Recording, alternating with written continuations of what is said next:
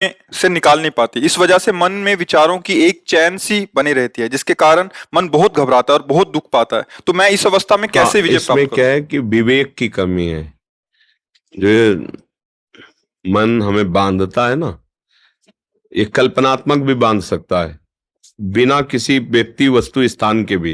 ये बिना किसी के भी ये भय की रचना कर सकता है अंदर ही अंदर। ये बिना किसी बात के भी बात रचना कर सकता। अगर ऐसा हो गया तो फिर तो जीना मुश्किल हो जाएगा। फिर क्या वो मतलब आपको ऐसे विषाद में पैदा कर देगा, जहां कोई अवसर नहीं विषाद का, वहां भी विषाद करा देगा, क्योंकि विवेक नहीं है। अगर विवेक है तो फट से काट देगा। जहां वो चैन बनाना चाहेगा ना, फट से काट देगा। अगर ऐसा होगा तो भगवान है ना, वो रक्षा करेंगे। अगर ये नष्ट हो गया तो दूसरी व्यवस्था करेंगे। अनंत ब्रह्मांडों की रक्षा करते हैं हमारे सर्व समर्थ भगवान है, वो तुरंत काट लेगा। अब इतना आश्रय है नहीं, सत्संग का अभी रंग चढ़ा नहीं, तो विवेक रूपी कैंची सही है नहीं, तो काट नहीं पाती। अगर विवेक एक क्षण में कट जाएगा। कोई कोई घंटा में काट पाता है, कोई दिन में, कोई जीवन भर बनाए रखता है। ये वही आदमी है जिसने मुझे गाली दिया था, जीवन भर बनाए रखता है, और कोई एक सेकंड में काट दिया। ना ना, इसका कोई दोष नहीं है। मेरे किसी अवगुणों का सुधार करने के लिए, पाप का नाश करने के लिए भगवान इसे प्रेरित करके गालियां दे आ रहे हैं। मंगल भवन है, जो कर रहे हैं अच्छा है, प्रभु बस निकल। विवेक ने क्या किया? और अगर विवेक नहीं, हमने तो कुछ बिगाड़ना नहीं था, इसने गाली दिया। कभी तो अवसर आएगा जब मिलोगे जिंदगी में, तो तुमने 10 दिए ना, 100 देंगे तुम्हें।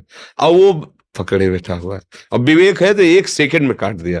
तो ये जो चिंतन है, ये तभी सुधरेगा जब भगवत चिंतन हो।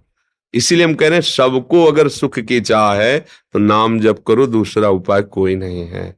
ये तुम्हारे किसी के आशीर्वाद से, फल फूल देने से, जंतुर मंतुर बांधने से कुछ नहीं। राधा राधा राधा राधा, अच्छे आचरण करो। कोई भी तुम्हारे साथ जो प्रतिकूल व्यवहार कर रहा है, तो भगवान देख रहा है।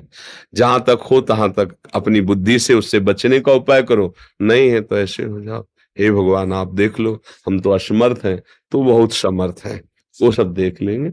भय क्यों करना है? अगर हम भय करते रहेंगे तो इसका मतलब भगवान का आश्रय नहीं है। भगवान के आश्रित में निर्भयता बढ़ती है। क्या हम अकेले जा रहे हैं, अगर कोई मिला मारा तो वही भगवान है ना, हमारी रक्षा कर लेंगे। और निश्चित आपने विश्वास किया है, भगवान रक्षा कर लेंगे। अगर कोई भारी से भारी समस्या है, तो भगवान के लिए कोई समस्या है क्या?